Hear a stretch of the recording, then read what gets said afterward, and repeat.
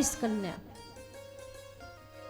भगवंताने भगवान कृष्णाने श्रीमद भागवतामध्ये सांगितलं आहे की 16,108 पत्न्या केल्या. किती? 16,108. लोक म्हणतात मग आम्ही अजून एखादी केली तर काय फरक पडतो? एकीनच नाकात दम आणला.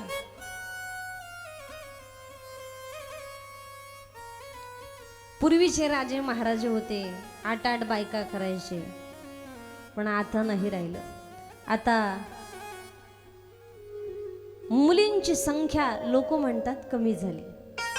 मुलींची संख्या लोक म्हणतात कमी झाली. मुलींची संख्या कमी नाही झाली. कुलवान घराण्यातली स्त्री आजही त्या ठिकाणी मुली भेटतात, असंख्य मुली आहेत. पण कुलवान घराण्यातली स्त्री मिळण्यासाठी त्याला भाग्य उदयाला यावं लागतं. आजही भरपूर मुली आहेत, पण संस्कारहीन मुली भरपूर आहेत. माझं बोलणं लक्षात घ्या. मुलींना संस्कार करणं ही काळाची गरज आहे. संस्कार लावणं ही काळाची गरज आहे. कारण प्रत्येक मुलीची आई म्हणते माझी गुड्डी तशी नाहीच. प्रत्येक मुलीची आई काय म्हणते? बाई माझी गुड्डी इतकी हुशार आहे, गुड्डी माझी. आणि गुड्डी कॉलेजला जाते, मग तिला पंख फुटतात. आणि गुड्डी तशी नाहीच, माझी गुड्डी तशी नाहीच. गुड्डीला अंगभर कपडे घालायला शिकवा. माझ्या माता माऊल्याला हात जोडून प्रार्थना आहे. मी म्हणत नाही जीन्स घालू नका. मीही कॉलेजला गेलेले आहे, माझंही शिक्षण झालेलं आहे. मी काही अंगठे बहादर नाही. आणि संभाजीनगर जिल्ह्यामध्ये माझा जन्म झालेला आहे. पण तुम्ही म्हणता ना, माझं जसं लग्न झालं तसं एखादा तरी कुठून कड दिसला का? झाले लग्नाला 6 वर्ष, कधी दिसलं का असं? माझं सांगते मी, तुमचं नाही बाबा. झाला आजचा दिवस, मी मोकळी होते. आता अलिप्त तुमच्यातून. जीवन जगत असताना माणसाने त्या ठिकाणी अंथरून पाहून पाय पसरले पाहिजेत. म्हणून मुलींना चांगले संस्कार लावा. कारण ते मुलगी हे परक्याचं धन आहे. आणि मुलीला जेवढे चांगले संस्कार लावले तेवढे तिच्या आई वडिलाचं नाव त्या ठिकाणी निघत असतं. खानदानी जी मुलगी आहे, अंगभर कपडे तिला घालायला सांगा. कारण आपण म्हणतो टाळी एका हातानं वाजत. आपल्या मुलीला त्या ठिकाणी मला तरी वाटतं 10वी होईपर्यंत मुलीकडं मोबाईल नसला पाहिजे. कसं वाटतंय तुम्हाला? 10वी होईपर्यंत तरी तिच्याकडे फोन नसावा. पण आता आई म्हणते, जगदीश बाबा म्हटले ना, बाळा काय पाहायचं तुला? म्हणे कार्टून द्या लावून मोबाईलवर. भजन लावणार नाही, यूट्यूबच्या रील्स पाहायला लावणार. कारण सांगणं ही काळाची गरज आहे. मुलांना मोबाईल थोडे कमी द्या. कारण लवकर चष्मे लागायलेत, लवकर आंधळे होईलेत. जुने लोक बघा, जुने लोकांना म्हातारपणापर्यंत चष्मा नाही. म्हणून त्या ठिकाणी मोबाईल देऊ नका या मताची मी नाही. द्या, पण मोबाईल 10वीच्या नंतर द्या. मुलगा त्या ठिकाणी घरामध्ये जन्माला आला, त्याचे एवढे लाड त्या ठिकाणी मुलापेक्षा मुलीचे लाड दुप्पट पुरवा. कारण ते परक्याचं धन आहे. दुप्पट पुरवा. पण त्या ठिकाणी खायचे भरपूर लाड करा. एवढे जेवढे तुम्हाला करता येतील तेवढे करा. पण अभ्यासाच्या बाबतीत कोणताही लाड नको. संस्काराच्या बाबतीत कोणताही लाड नको. आपल्या घरी एखादा जर संत साधू जर आला तर त्या कन्येला सवय पाहिजे की ताटकन उठून उभं राहावं. साधू एखादा घरामध्ये आला तर त्याचं दर्शन घ्यावं. हे त्या ठिकाणी संस्काराचं वर्णन सांगितलेलं आहे. आपण म्हणतो आपल्या उदरी छत्रपती शिवाजी राजांसारखा मुलगा जन्माला यायला पाहिजे. पण कधी? ज्या वेळेला जिजाबाईंना डोहाळे लागले होते, जिजाबाईंना ज्या वेळेला डोहाळे लागले होते त्यावेळेला जिजाबाईंना डोहाळे कशाचे लागले होते? भाला फेक करावी, मुघलांशी युद्ध करावं, हे जिजाबाईंना डोहाळे लागले होते. पण आपल्या जिजाबाईला डोहाळे कशाचे लागते? भीतीचे पोपडेच खात्यान, पांढरी मातीच खात्यान आपले डोहाळे. आणि मग पोरग होते कसं? ढेबऱ्या पोटाचं. मग आपण म्हणतो बाई त्याच्या वेळेस काय खाल्लं? लोक म्हणतात, बरेचसे लोक म्हणतात केशर खाल्ल्याने लहान बालक गोरे होतात, हे कितपत सत्य आहे बरं? मुलं आई वडिलांवर जातात का केशर खाल्ल्याने गोरे होतात? कधी तुम्ही ऑस्ट्रेलियातले लोक पाहिलेत का? ऑस्ट्रेलियातले सगळे कसे आहेत? काळे. अमेरिकेतले कसे आहेत? गोरे. म्हणून प्रत्येक मूल जन्माला येताना आपल्या आपल्या खानदानावर जात असतं. तुम्ही किती काही खाण्याबद्दल नाही, पण संस्कार त्या ठिकाणी ज्या वेळेला गर्भामध्ये मूल आहे त्यावेळेला 16 संस्काराचं वर्णन केलंय. किती? 16 संस्कार त्या स्त्रीला माहिती पाहिजेत. आपल्याला 2च संस्कार माहिती आहेत. संस्काराचं पुस्तक भेटतं, थोडंसं वाचा. 16 संस्काराचं वर्णन सांगितलेलं आहे.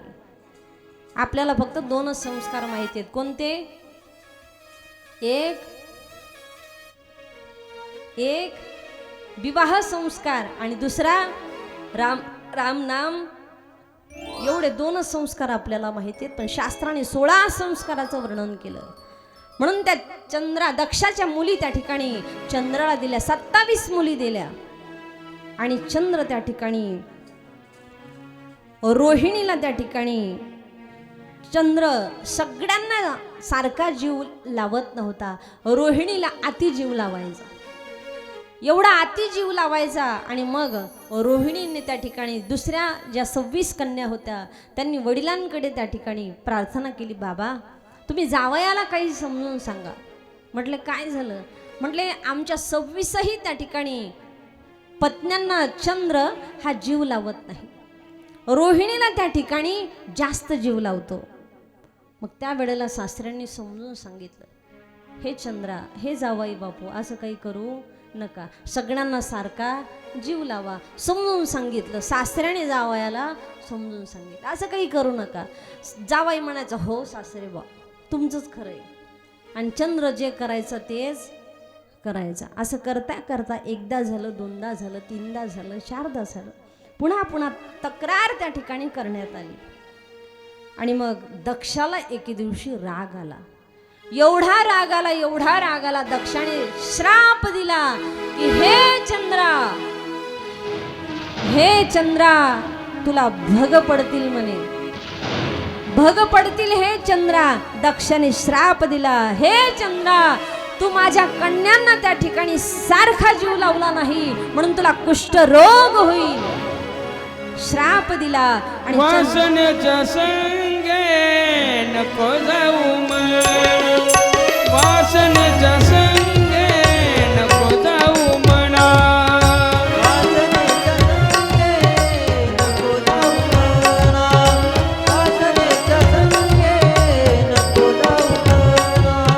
पाहता रावणा काय झाले, पाहता रावणा काय झाले, इंद्र पडले भग चंद्र झाला काळा, इंद्र पडले भग चंद्र झाला काळा, इंद्र पडले भग चंद्र झाला काळा, इंद्र पडले भग चंद्र झाला काळा.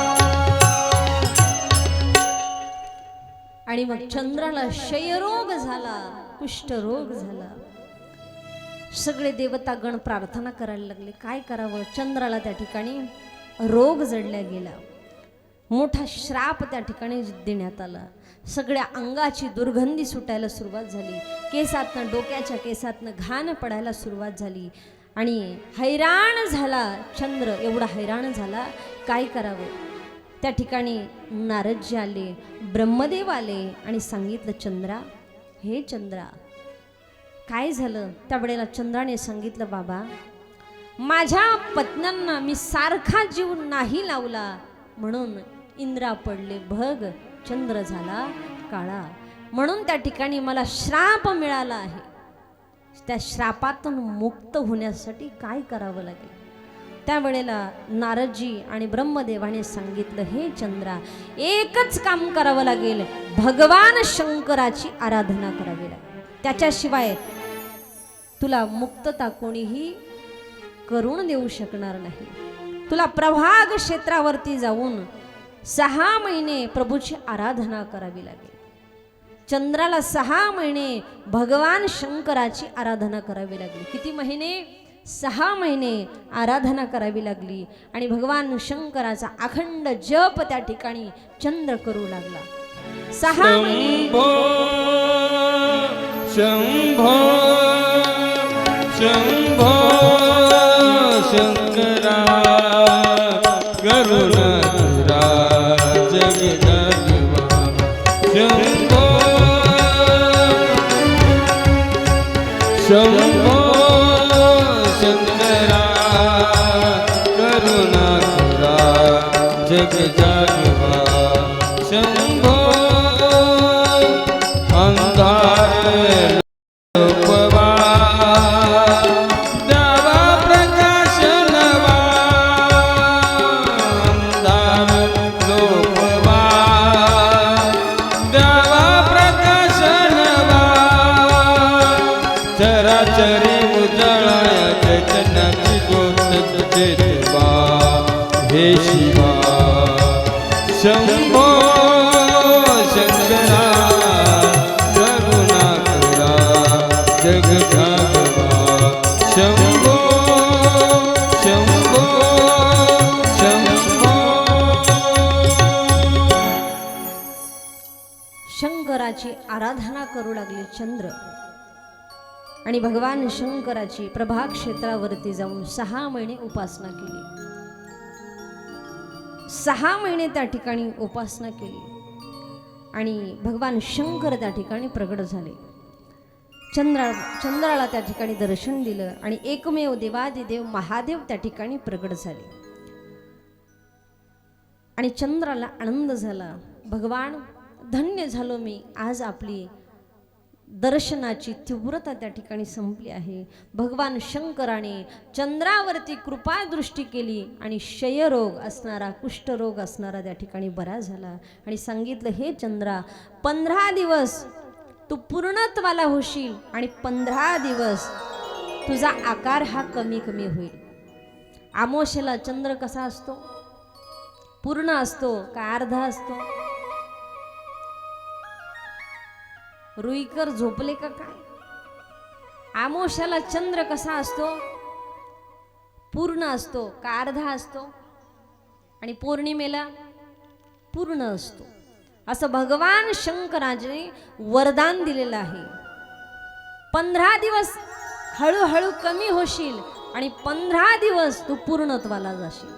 म्हणून भगवान शंकराचा आशीर्वाद त्या ठिकाणी प्राप्त झाला आणि एक कुंड तयार करण्यात आला. त्या कुंडामध्ये जो कोणी स्नान करेल त्याचा कुष्ठ रोग जाईल असं सांगितलं गेलं. आणि देवादिदेव महादेवाने चंद्राला विचारलं, हे चंद्रा सांग तुला अजून काय पाहिजे? म्हटले, देव मला बाकी काहीच नको, तुम्ही या प्रभाग क्षेत्रावरती याच ठिकाणी तुम्ही स्थानापन्न व्हा. म्हणून त्या ठिकाणी सोमनाथ हे ज्योतिर्लिंग स्थापन झालं. बोलिये सोमनाथ भगवान की, सोमनाथ भगवान की जय. सोमनाथ हे ज्योतिर्लिंग त्या ठिकाणी स्थापन झालं. हे